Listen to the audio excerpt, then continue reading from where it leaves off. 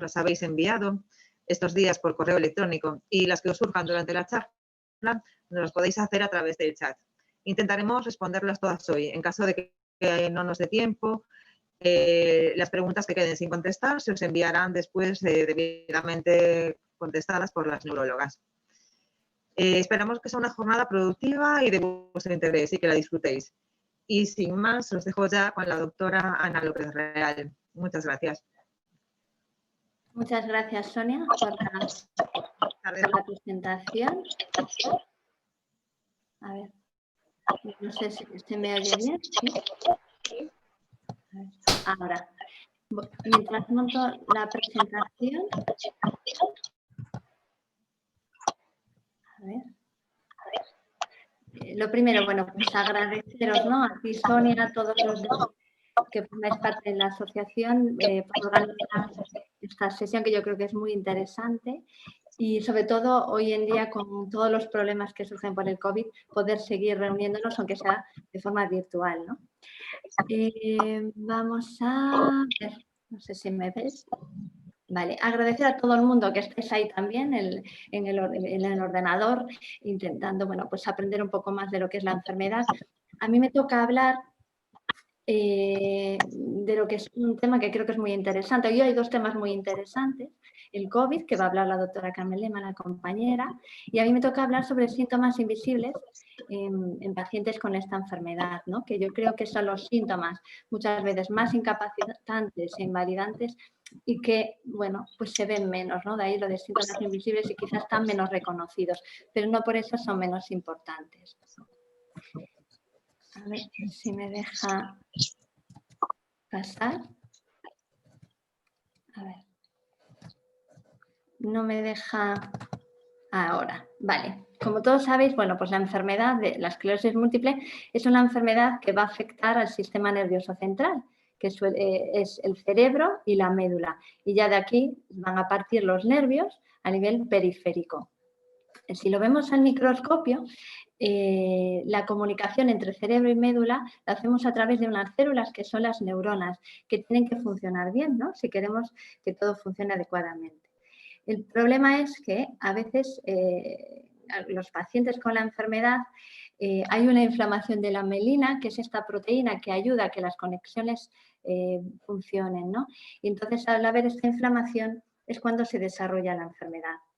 Este daño progresivo de la mielina supone muchas veces síntomas que son los típicos o los visibles, que es pérdida de movilidad, problemas de equilibrio, trastornos sensoriales, alteraciones visuales, pero al mismo tiempo esto es lo que va a conllevar a que aparezca, sobre todo en pacientes jóvenes, entre los 20 y 40 años, sobre todo en mujeres, y que sea la segunda causa de discapacidad, sobre todo en gente joven. Tenéis que perdonar, pero no acaba de ir bien el mando. Como todos sabéis, hay varios subtipos de esclerosis múltiple, la que va por brotes, por síntomas que aparecen bruscamente y pueden mejorar y desaparecer. Esta es la forma remitente recurrente. Y luego ya a veces puede ir dejando secuelas hasta que aparece un poco la forma progresiva, en un 50% a los 10, 15 años. Y luego hay una forma ya progresiva más desde el inicio. Pues bien, aquí, hablando un poco de los síntomas frecuentes, decíamos que los más visibles, los más frecuentes son el equilibrio y el vértigo, la pérdida de movilidad, que es, aparte de ser frecuentes, sí que se pueden ver como graves, pero si luego veis en esta diapositiva, vemos como la fatiga, en esta encuesta a más de 2.000 pacientes, sigue siendo un síntoma muy frecuente e incluso discapacitante. Lo mismo pasa con la alteración vesical, alteraciones de memoria y el dolor. Bien, si vamos a la fatiga, yo he mencionado algunos porque hablar de todos es muy complicado en tan poco tiempo, pero definir así como la fatiga primaria, ese cansancio desproporcionado con respecto al nivel del esfuerzo que hacemos. Es decir, nos levantamos cansados aunque hayamos dormido mucho o hayamos descansado. Aparece, ya veis, una frecuencia alta entre el 75-80% de los pacientes y hasta en un 14-40% es limitante. Tratamientos, bueno, tratamientos son eficaces en la mitad de pacientes. A veces no conseguimos encontrar un tratamiento que realmente saque al paciente de esa fatiga crónica, ¿no? Pero bueno, probamos amantadina o modafinilo, que son tratamientos estimuladores, antidepresivos como la fluoxetina, porque bueno, tiene ese efecto euforizante, ese efecto un poco para mejorar. Y luego ya vamos a tratamientos un poco más antioxidantes, magnesio, coenzima Q. Nosotros lo que vamos haciendo es ir probando y a ver si el paciente ya encuentra su tratamiento, paramos ahí, si no seguimos buscando. Y a veces no encontramos nada que pueda un poco servir para que el paciente esté mejor. Y luego ya tratamiento no farmacológico, bueno, pues se ha hablado sobre hacer fisioterapia, ejercicio aeróbico, yoga, pero es verdad que el beneficio no está claramente establecido.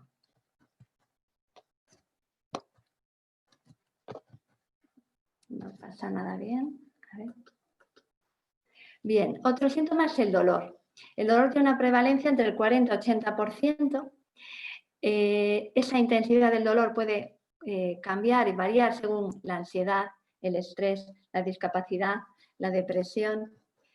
Y hay dos tipos. Hay el dolor neurogénico, el dolor por alteración de lo que es el nervio, y que puede ser un dolor más intermitente, como si fuera una descarga eléctrica, pasa en la neuralgia del trigémino, el síndrome del ermite, o ya un dolor constante, tipo hormigueo, opresivo, alteración de la sensibilidad térmica. Y para eso, os fijaréis que a veces damos un tratamiento diferente, ¿no?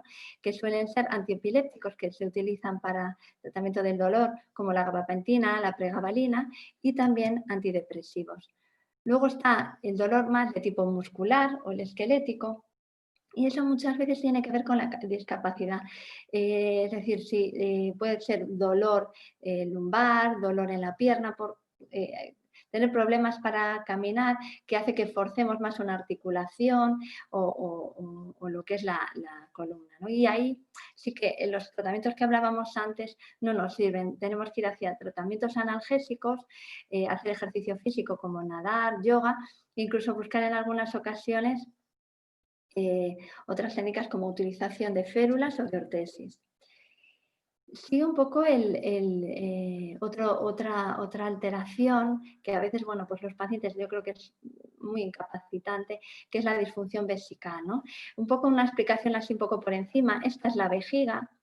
Y la vejiga en sí, la enfermedad está bien. El problema que tiene es como el resto de los órganos o como las extremidades, que manda órdenes al cerebro a través de la médula y al mismo tiempo recibe órdenes del cerebro. Entonces, estas conexiones, el problema es que en la enfermedad fallan y es lo que acaba dando lo que es una vejiga neurógena.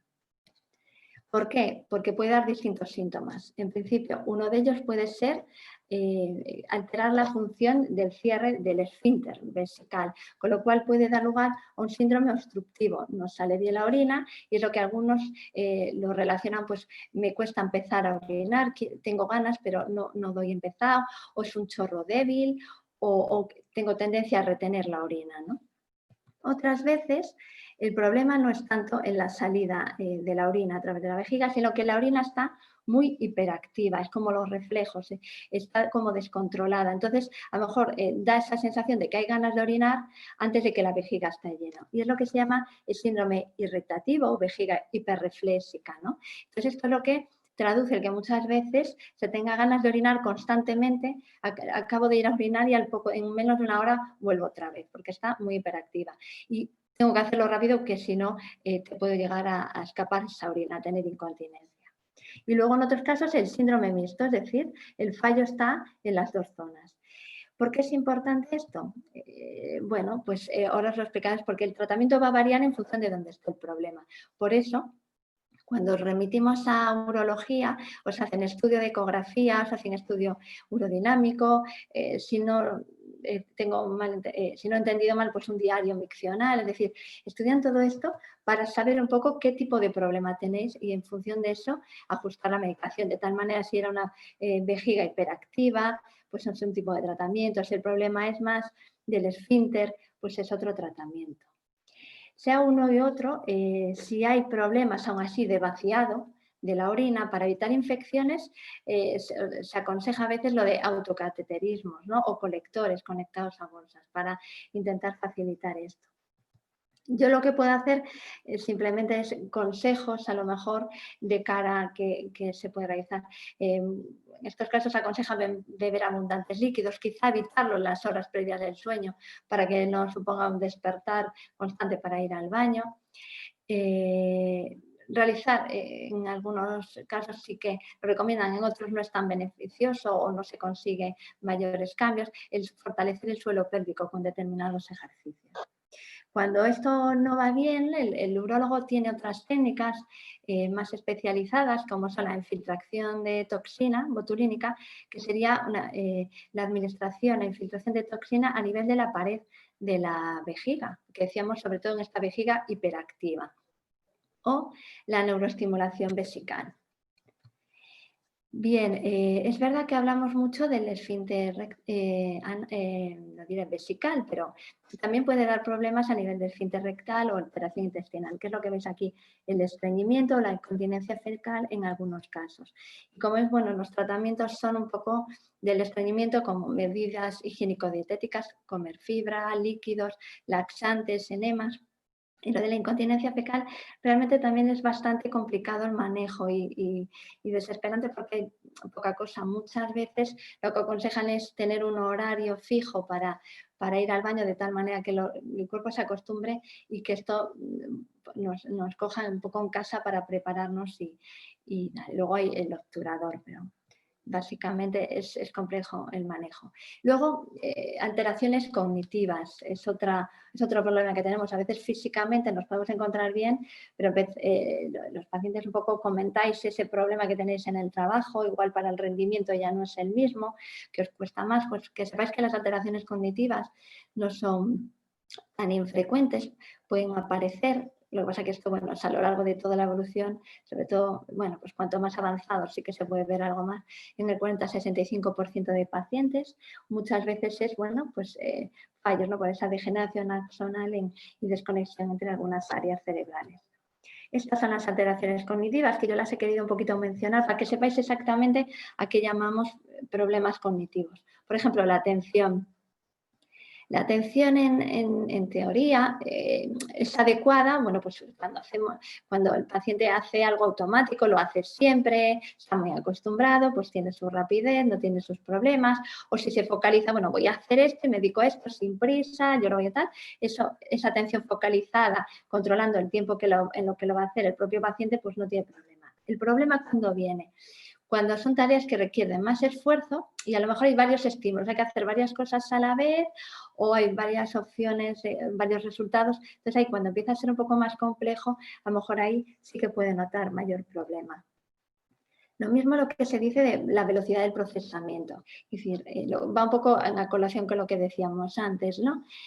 Muchas veces, si le damos una única instrucción que hay que hacer una sola cosa, lo puedes hacer, pero si tienes que pensar varias respuestas en distintas circunstancias y justo, pues como puede ser en el trabajo, te dan poco tiempo para que resuelvas algo, igual ahí, como nos lleva más tiempo, empezamos a notar dificultad y donde empieza a haber pues, los fallos, ¿no? y baja el rendimiento laboral. Cuanto a la memoria, aquí pone la memoria semántica. La memoria semántica implícita al final es saber qué es cada cosa. Es decir, uno no se olvida de lo que es un vaso, no se olvida de lo que son las cosas. Lo que sí se olvida es la memoria episódica, es decir, pues a lo mejor tengo que hacer estas cosas y tengo que acordarme de hacer esto y eso lo olvido. O la memoria de trabajo, es decir, lo que utilizamos en un trabajo muchas veces, sobre todo más dificultad con lo verbal, con lo que me dicen. A lo mejor si lo veo por escrito lo retengo mejor que si me lo dicen, ¿no? Esto en principio se pensaba si podía ser un problema para recuperar una información que hemos almacenado. Lo que pasa es que hay quien dice que más que un problema, más recuperar esa información, es que a lo mejor el problema en la enfermedad es que codificar la información que estamos intentando memorizar está afectado y por eso luego nos cuesta recuperar. En cuanto a la función ejecutiva, es decir, ¿qué problemas tenemos? Pues a lo mejor para planificar cosas, la toma de decisiones, solucionar algunos problemas. Vuelve a ir un poco todo lo mismo. Es decir, si nosotros tenemos un tiempo para hacer las cosas y nos focalizamos en algo, no hay problema, pero un paciente con esclerosis múltiple, sobre todo en estadios más avanzados, muchas veces lo que tiene es dificultad para memorizar varias cosas y planificar varias cosas que ya tienen cierta complicidad, ¿vale? Luego lo básico lo puede hacer. Bien, y ahora nos preguntaremos, ¿vale? Nos hablan del problema cognitivo, pero ¿qué soluciones tenemos, ¿no? Entonces, yo he querido revisar, yo os he querido traer aquí un cuadro, un poquito, un resumen, ¿no? De un artículo publicado ahora en el año, bueno, hace 2 años ahora, ¿no? Uno es, hacen ensayos que son con fármacos estimulantes, la amantadine, que os decía antes, o modafinilo, son estos tratamientos que dábamos un poquito para la fatiga. A ver si estando un poquito menos fatigados notábamos algún efecto positivo en la cognición. Y otro grupo es el que no sonará, pero son tratamientos utilizados en el Alzheimer, ¿no? Y lo que se vio es que en realidad no había mejoría, ¿vale? Es decir, estos en principio por eso no los damos, porque hay estudios, ensayos que avalan el que no suele haber mejoría. Entonces, el siguiente paso, si me deja pasar, ahora. Otro grupo de fármacos sería ver los propios fármacos que utilizamos, los inmunomoduladores, los inmunosupresores para la enfermedad. Entonces, se vio un poco cómo, aparte, en los ensayos clínicos se controla, pues si controlan brotes, si mejora la resonancia o no. Entonces, lo que veían también en los últimos ensayos es si a nivel cognitivo hay alguna respuesta. Y parece que ya no tanto mejorar, pero parece que ralentiza un poco la aparición de estos posibles problemas a nivel cognitivo. O sea que, sin que sean un tratamiento específico para el deterioro cognitivo, es más un tratamiento preventivo para que el día de mañana, cuanto mejor tratados estemos al inicio, mejor evolución tengamos y menos problemas cognitivos. Luego, está el tratamiento no farmacológico, hablar de la rehabilitación cognitiva. Esto todavía, bueno, parece lógico, ¿no? Que pudiera funcionar. Está diseñado un poquito para eso, mejorar estas funciones de las que hablábamos antes, donde hay mayores problemas, y mejorar la funcionalidad, lo que es el día a día del paciente. El caso es que los resultados de los estudios sobre la rehabilitación cognitiva han sido un poco contradictorios. Se dice que a lo mejor es porque se hacen estudios con muestras pequeñas y entonces que se necesitarían estudios más rigurosos. Pues unos dan a favor y otros en contra. Esto de todas maneras es algo que queremos trabajar y hablar con neuropsicología, a ver futuro un poco lo que se podría hacer. Y ya estoy terminando, no sé si me estoy pasando un poco el tiempo, hablar una pequeña mención de las alteraciones anímicas, ansiedad, depresión, porque son importantes, porque sobre todo al principio de la enfermedad son muy frecuentes y muchas veces pueden confundir con las alteraciones cognitivas y son más de depresión. Cuando no se puede manejar con un fármaco que bien pueda poner yo, el médico de cabecera, ahí necesita la valoración de un psiquiatra que ajuste mejor la medicación e incluso en algunos casos valoración por psicología para hacer, bueno, pues psicoterapia, ¿no? Entonces, y en resumen, por si queréis pasar luego a preguntas, 2 mensajes importantes que yo dejaría es que es verdad que todavía hay mucho que trabajar, pero tenemos que potenciar ese enfoque multidisciplinar, no solo el neurólogo, también el rehabilitador, el urólogo, como decíamos antes, con problemas urológicos, psiquiatría, neuropsicología y un poco entre todos mejorar todos estos síntomas invisibles, ¿no? Y luego, cada vez más importante, intentar encontrar la terapia más adecuada para cada paciente para así con el tiempo evitar que estos síntomas se vayan acumulando. Nada más. Muchas gracias.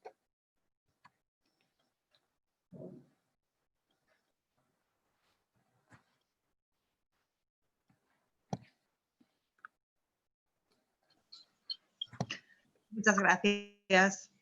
Muchas gracias, Ana. Muy interesante. Si te parece, pasamos a las preguntas. Tenemos algunas que nos han ido enviando los socios. Entonces te comento lo que nos preguntan. Vale. Un socio nos dice, en relación a los síntomas psicológicos, ansiedad, confusión mental, depresión, que asocio a invisibles, ¿por qué no se suele valorar en consulta?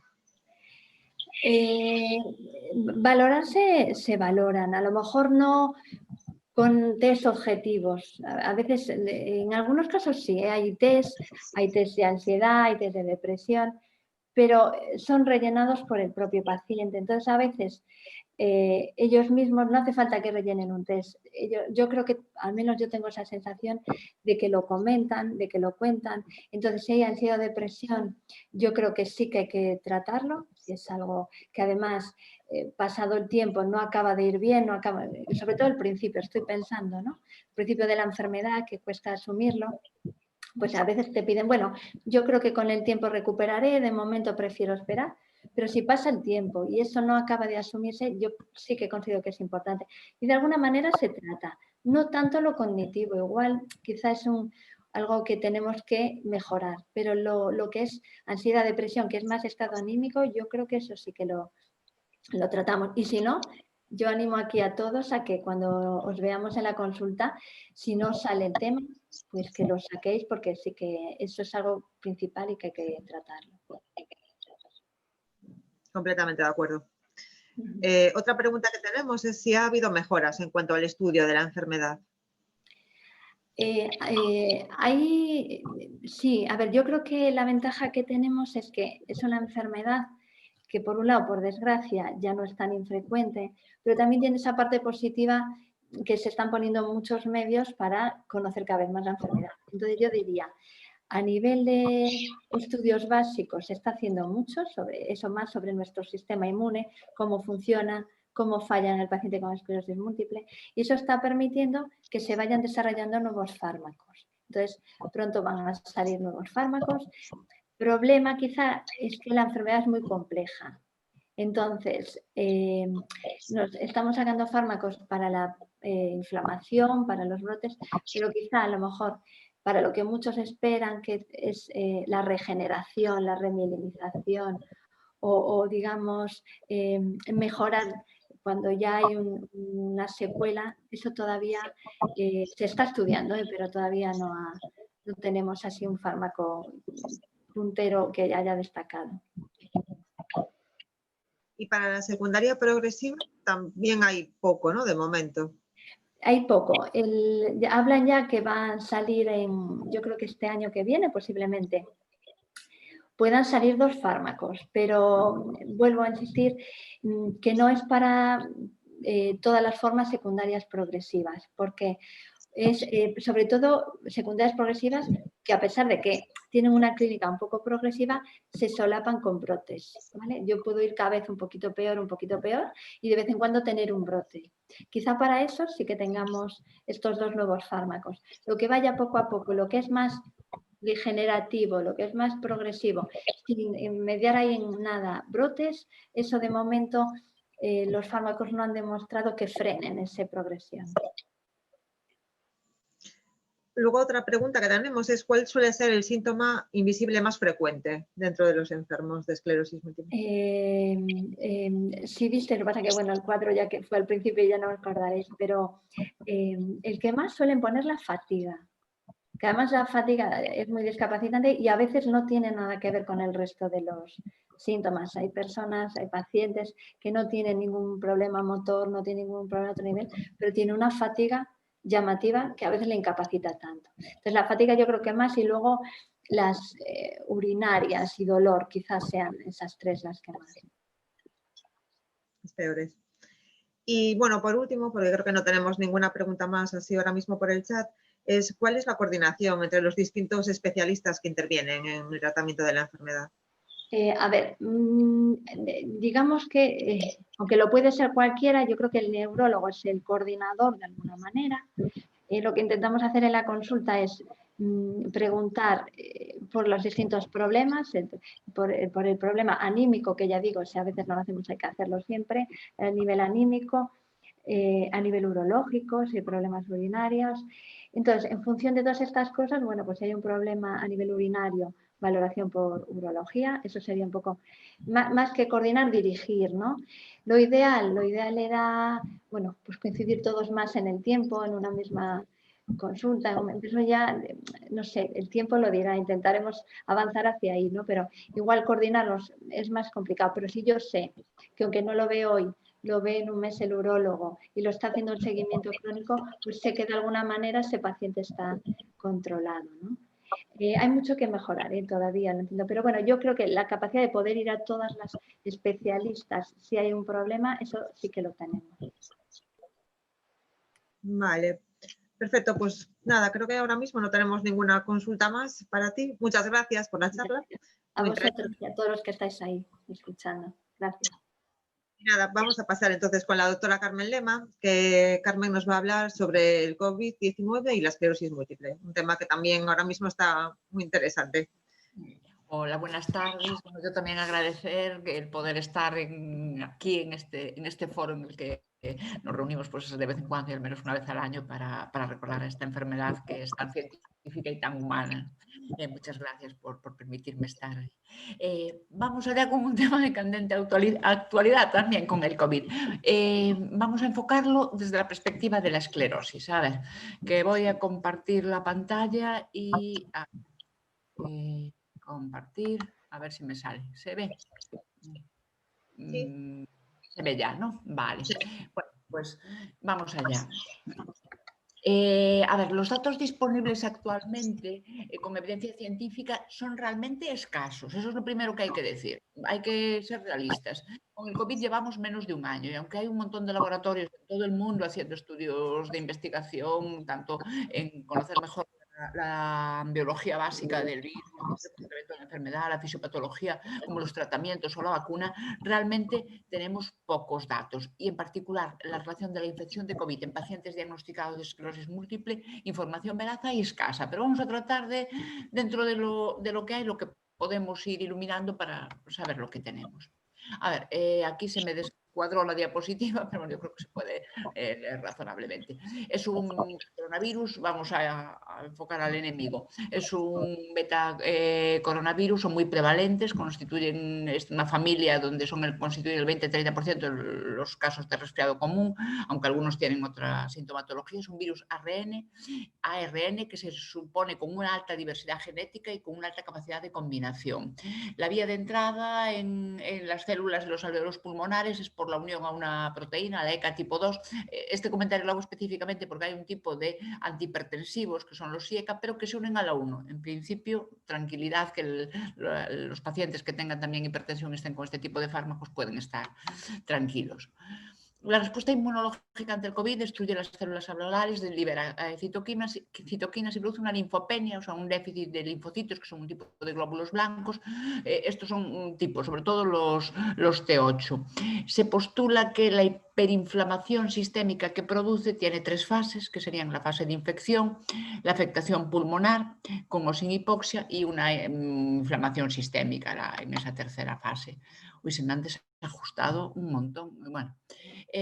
Con respecto al sistema nervioso central, hay que decir que en primer lugar no suele ser un virus que afecte y que tenga un especial neurotropismo, no afecta de forma importante al sistema nervioso central, aunque a veces al producir hipoxemia, o sea, déficit de oxígeno en la sangre, que es lo que es la hipoxemia, al no tener este oxígeno tampoco lo tiene el sistema nervioso central y puede producir una afectación del nivel de conciencia o confusión.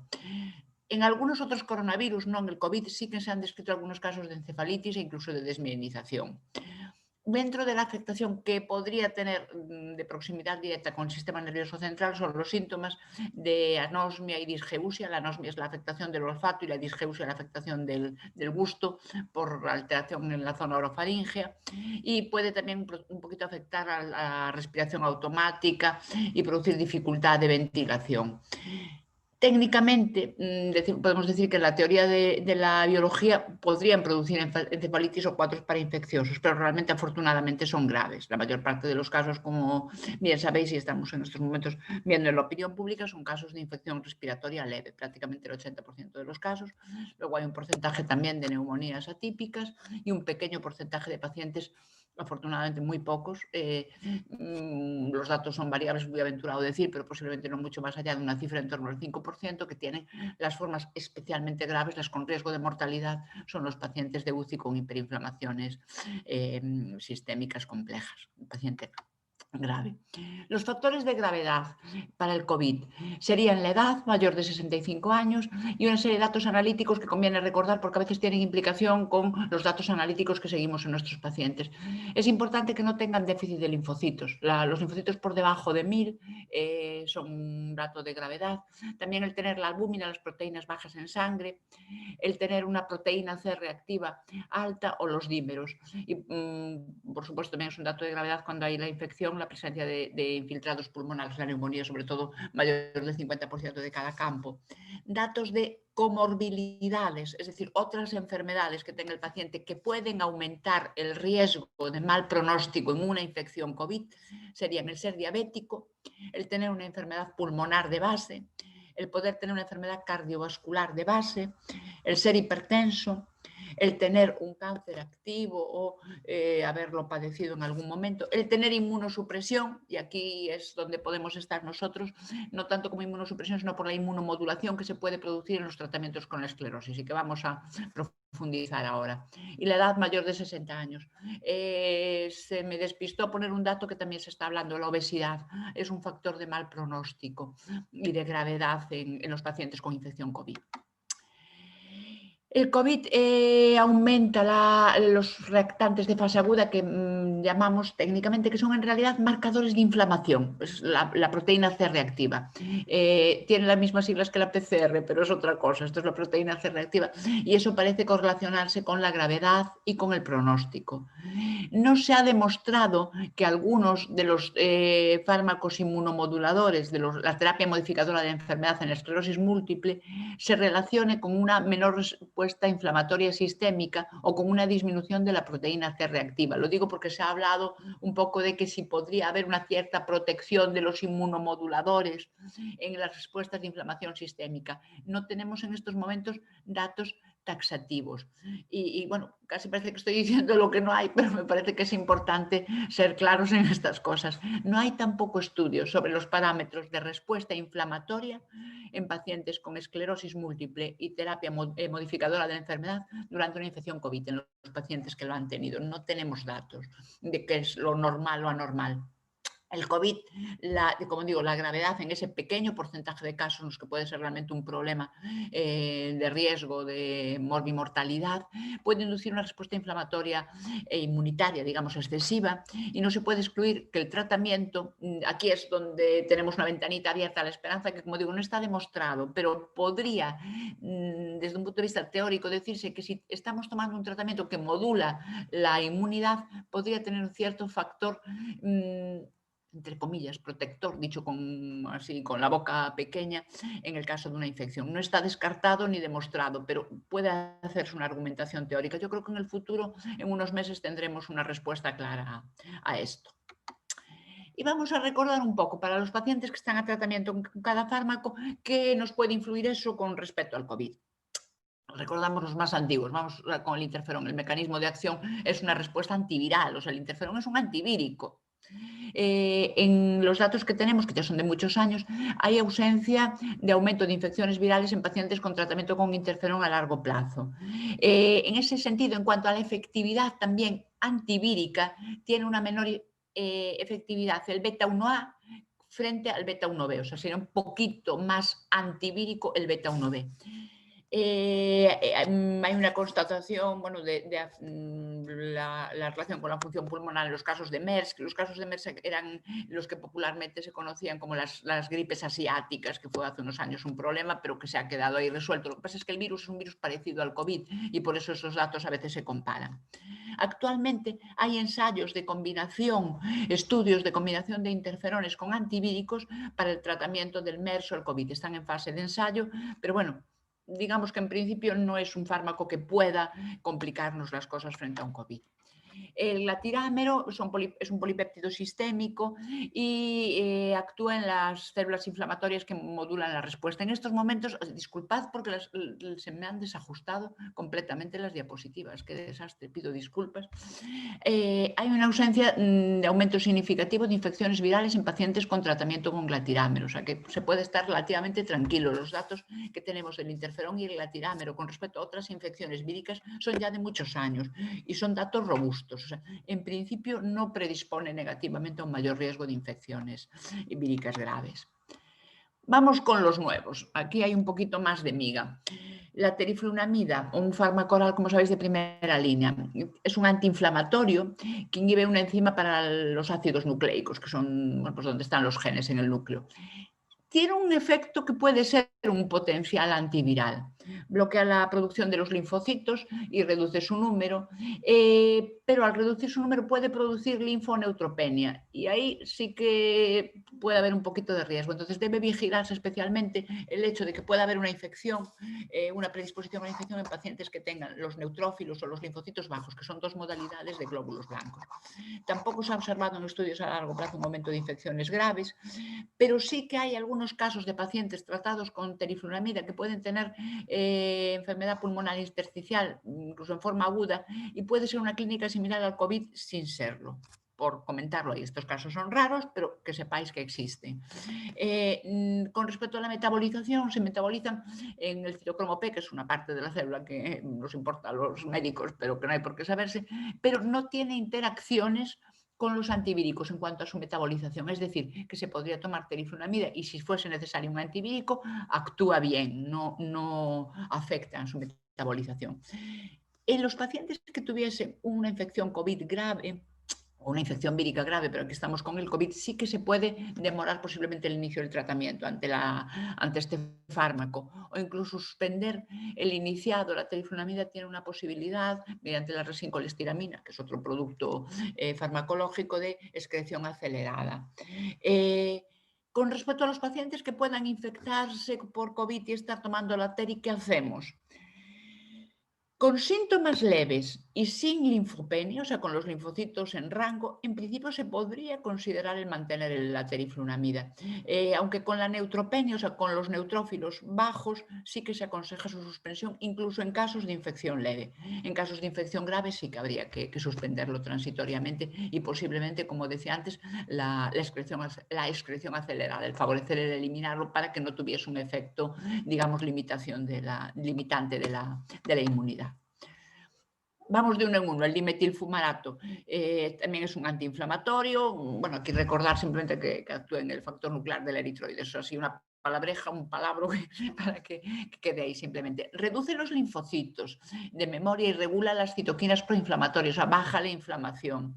Tiene una vida media corta. El dimetilfumarato se va pronto. Sí que puede a veces dar linfopenia prolongada grave. Hay pacientes que pueden estar con los linfocitos bajos durante mucho tiempo, incluso después de suspender el dimetilfumarato. Y eso sí que podría tener un diagnóstico diferencial con la linfopenia inducida por COVID, en el caso de que hubiese una infección concomitante.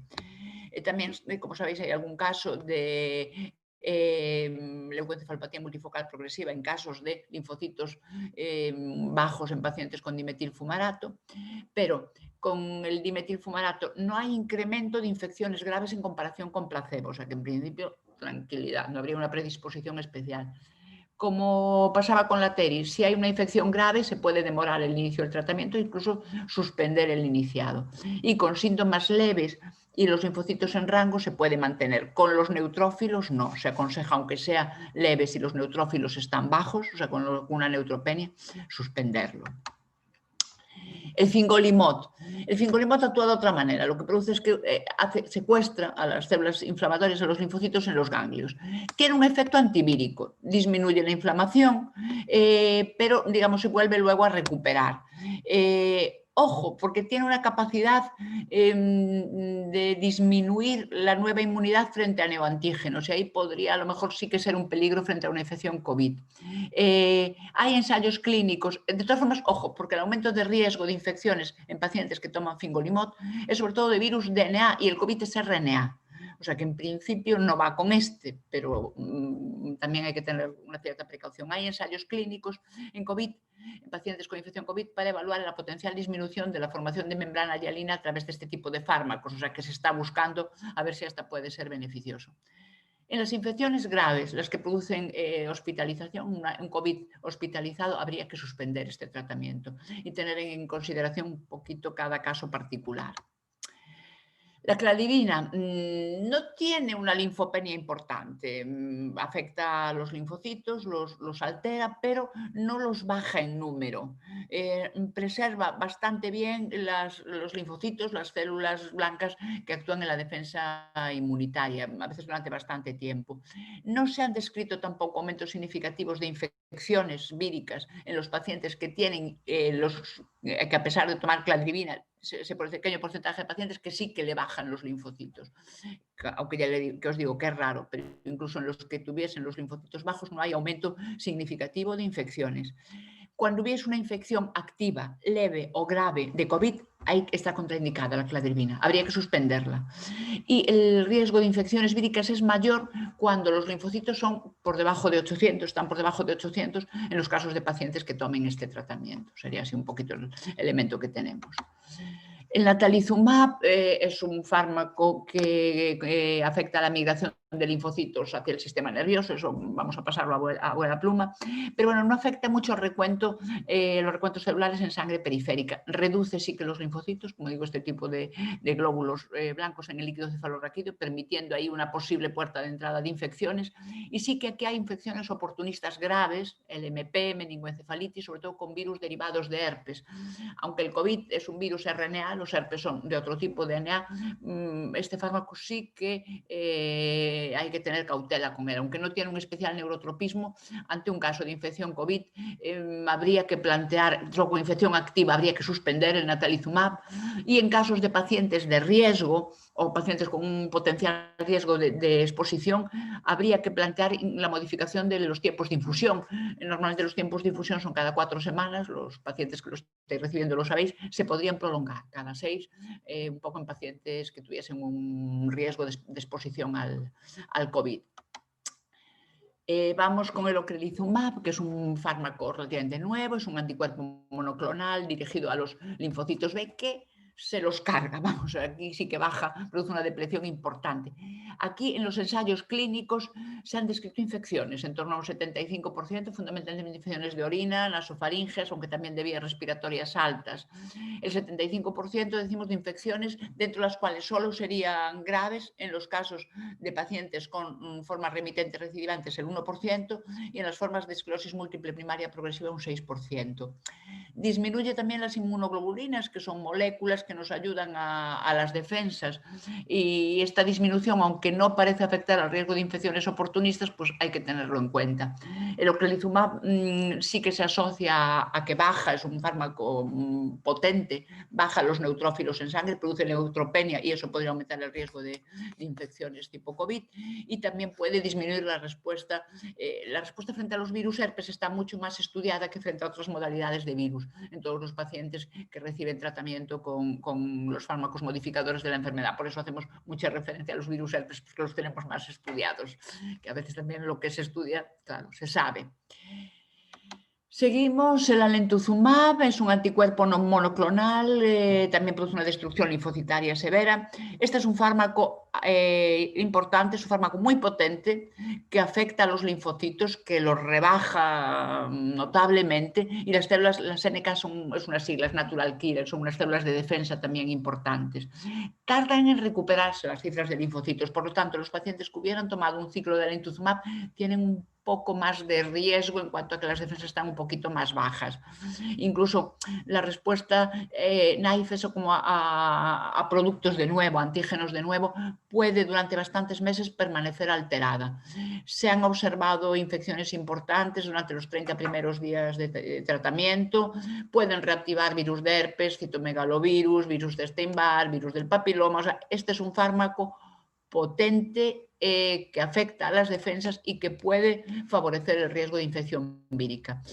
No se sabe muy bien por qué, pero los riesgos de infecciones en los datos de ensayos clínicos salieron superiores en mujeres que en hombres, también en aquellos pacientes que habían tenido previamente otros tratamientos para la esclerosis múltiple y en aquellos que tenían mayor linfopenia, es decir, los linfos más bajos.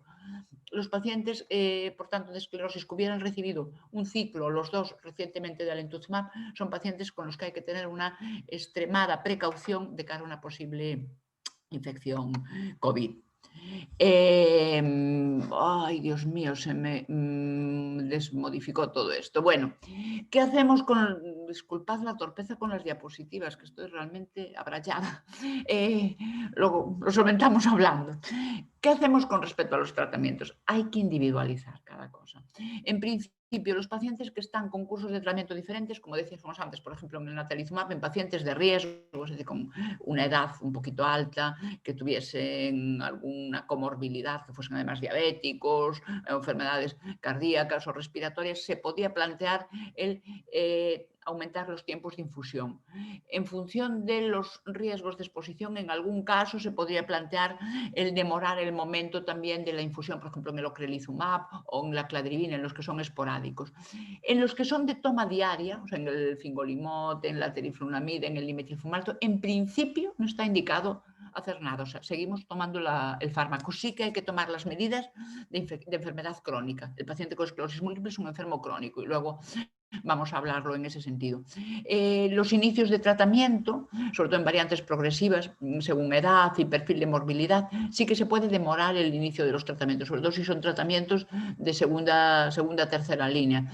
Yo plantearía, por ejemplo, con ocrelizumab, un alentuzumab, habría que valorar cada caso. También hay que tener en cuenta, de todas formas, que la demora de tratamiento aumenta el riesgo de brotes y la enfermedad está ahí activa. Entonces, pienso que cada caso hay que verlo de forma individual.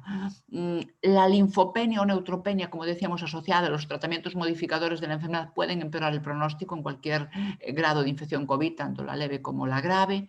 Y, como decíamos, algunos inmunomoduladores en las infecciones activas no se deben administrar, hay que suspenderlos directamente. Digamos, de la teriflunomida para arriba, cuando hay una infección activa, sobre todo las activas graves. Entendemos por infección COVID activa grave la que requiere hospitalización. En algún caso están muy poquitos descritos terapias puentes, es decir, pacientes que están tomando un tratamiento muy agresivo no se lo podemos dar porque tuviesen o una exposición o una infección COVID y tuviesen una agresividad de la esclerosis lo suficientemente potente para que tomasen otro tratamiento transitorio mientras no pudiésemos dar el más potente, pues tipo tomar un acetato de glatiramer, un interferón, una cosa así. Se podría valorar muy poquitos casos y muy individualizados, tienen que ser casos muy, muy concretos. Luego, a ver, dos temas importantes. Los brotes en la pandemia. Las infecciones sistémicas, como sabéis, aumentan el riesgo de brote en esclerosis múltiple desde una semana antes de la infección hasta 5 semanas después. Entonces, en principio, la exposición al COVID, el haber tenido incluso una infección leve por COVID, puede aumentar el riesgo de brote en pacientes con esclerosis. Es importante también diferenciar en estos casos brote de pseudobrote, porque la propia infección puede a veces aumentar algún síntoma paroxístico y parecer un brote, pero en realidad no lo es. Entonces, esto siempre conviene comentarlo pues con los neurólogos. El tratamiento con corticoides en el caso de un brote debe ser siempre individualizado y según sintomatología concreta. En algún brote leve, tipo brote sensitivo, se podría plantear no darlos. Los corticoides tienen una acción ahí dicotómica. Por una parte, pues afectan también a las defensas y bajan la inmunidad, pero por otra parte, en infecciones moderadamente graves COVID se están utilizando los corticoides como tratamiento, entonces su efecto es a varios niveles. El tratamiento del brote de esclerosis múltiple en un paciente con infección activa COVID es controvertido. Habría que hablar, incluso plantear a lo mejor un recambio plasmático para no tener una plasmaféresis, para no tener que dar tratamiento con corticoides, sobre todo en los pacientes asintomáticos. El recambio plasmático en infección activa es complicado. Entonces, en los pacientes que tengan una infección COVID asintomático, bueno, individualizando cada caso según comorbilidad. Y dos cositas, Dios mío, esto se me ha complicado. Vale, disculpad por la diapositiva, el desajuste. A ver, tenemos que hacer pruebas de resonancia o pruebas de análisis. ¿Qué hacemos? A ver, el retraso en la realización de la resonancia, sobre todo cuando son resonancias periódicas, debe valorarse en los casos en los que es un control. Un control de resonancia probablemente no pasa nada por retrasarlo un poco, siempre que el paciente esté estable. Pero no es justificable retrasarlo, o sea, hay que ir al hospital a hacérsela cuando hay una sospecha de complicación, como puede ser una LMP o otros diagnósticos. La LMP es la leucoencefalopatía multifocal progresiva, que es una infección, como sabéis, de riesgo en algunos pacientes con tratamientos de alta eficacia. O cuando hay otros diagnósticos diferenciales de gravedad. O incluso hay que hacerla en tiempo y no demorarla cuando sea necesaria para plantear un cambio de tratamiento. Entonces, Esto es una de las cosas que a veces más pueden surgir, decir, y claro, si voy al hospital me expongo porque tengo que estar allí en la resonancia pues media hora o 3/4 en una sala de espera. Cuando es de control se puede demorar. En los otros casos, con las medidas de seguridad habituales de enfermedad crónica, la mascarilla, la distancia, pero hay que hacer las resonancias, no conviene demorarlas. La enfermedad sigue ahí y no baja la guardia.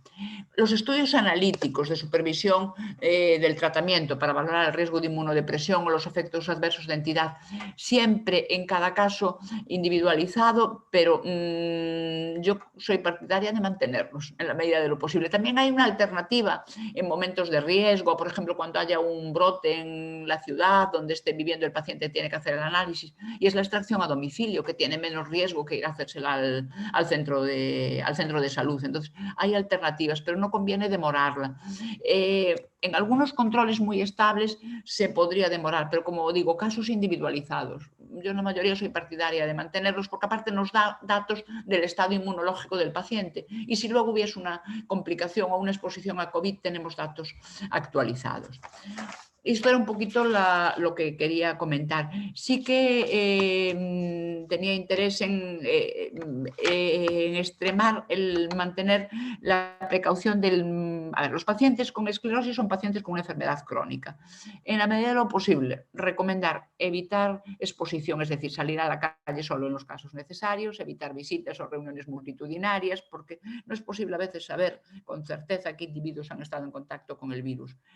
Recomendar el teletrabajo en los casos en los que sea posible. Yo ahí os animaría a hablar con las empresas. El teletrabajo ha sido uno de los descubrimientos de esta pandemia e incluso en algunos casos de riesgo de exposición alta, si no hay posibilidad de teletrabajo, yo valoraría una baja laboral. Son temas que hay que hablar, como digo, en cada caso, pero que no me parece para nada un disparate.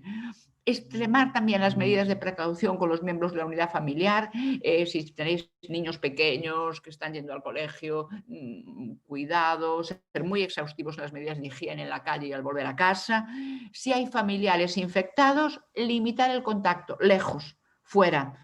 Seguir las recomendaciones en el sentido de la comunidad autónoma y evitar la exposición, protegeos. Evitar también, como decía, caso a caso, los tratamientos en los casos de infecciones activas o si la cuarentena no se puede hacer de forma adecuada, restringir las visitas al hospital a los casos que sean necesarios, sobre todo circunstancias urgentes o preferentes, valorar la posibilidad de atención y seguimiento telefónico, telemático. Hoy las nuevas tecnologías nos permiten hacer muchas cosas, por supuesto siempre en la medida de lo posible cuando el paciente está estable.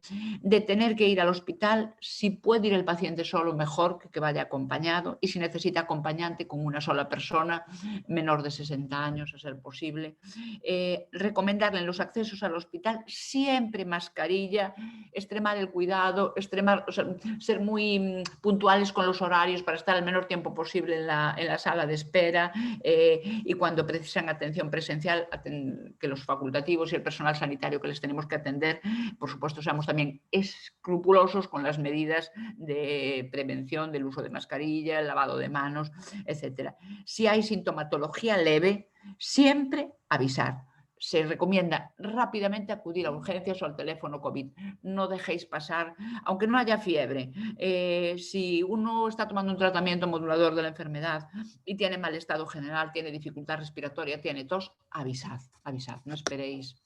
Y bueno, esto es un poco, son así medidas que seguro que ya conocéis todos, pero que yo creo que el estilo de vida sigue siendo fundamental en esta pandemia.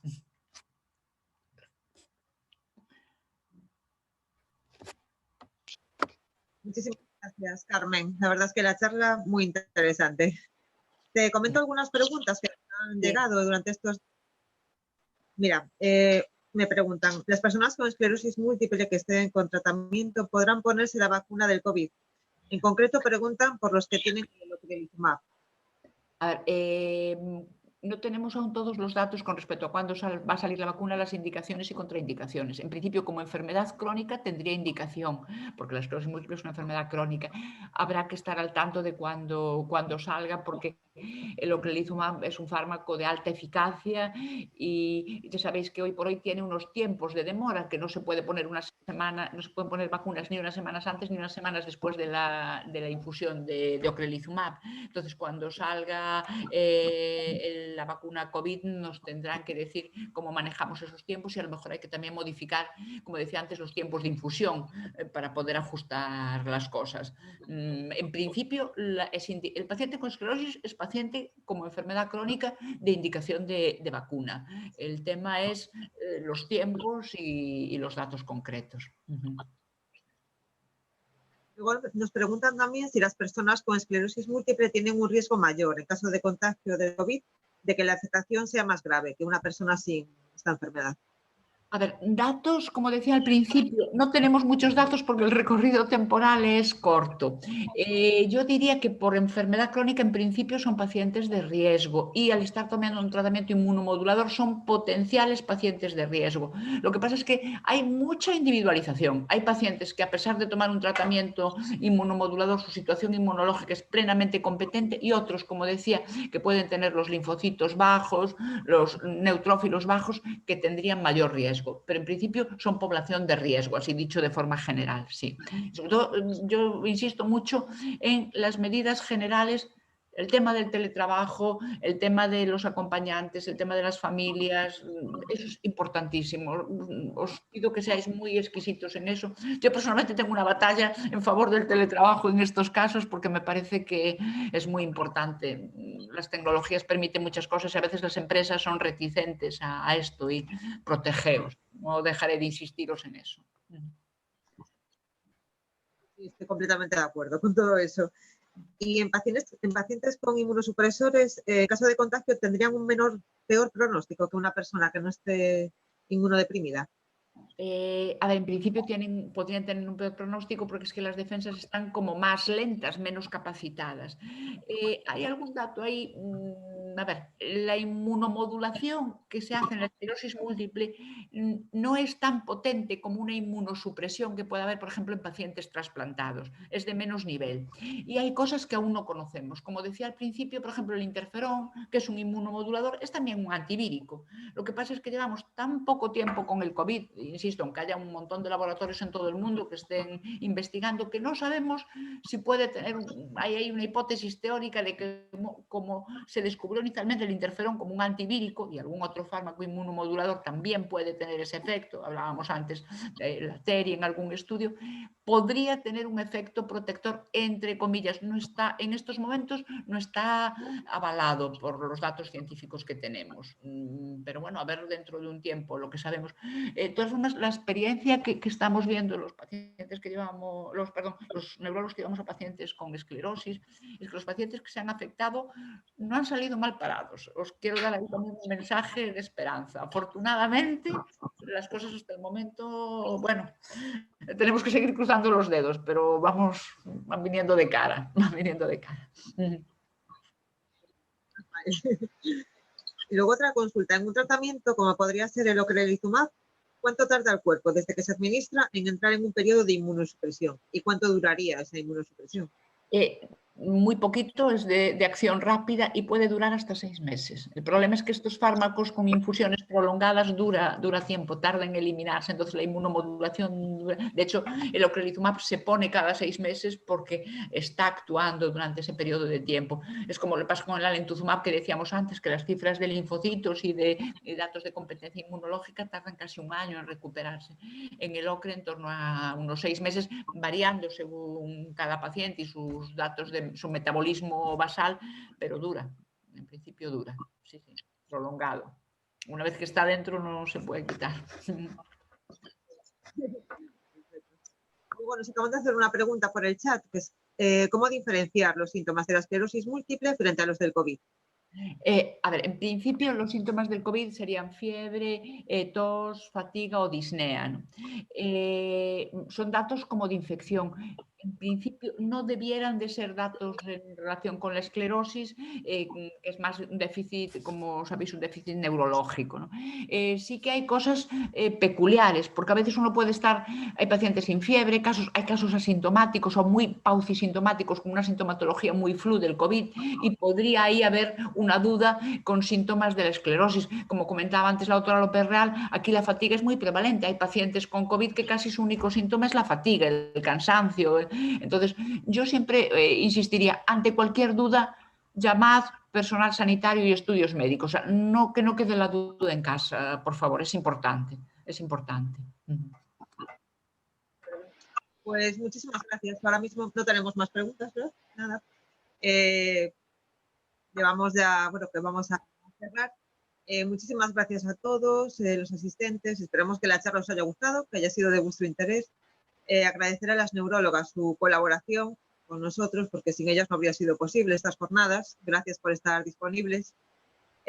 Todo el equipo de ACEN, trabajadores y junta directiva, os quiere desear a todos unas felices fiestas en estos tiempos difíciles que estamos pasando.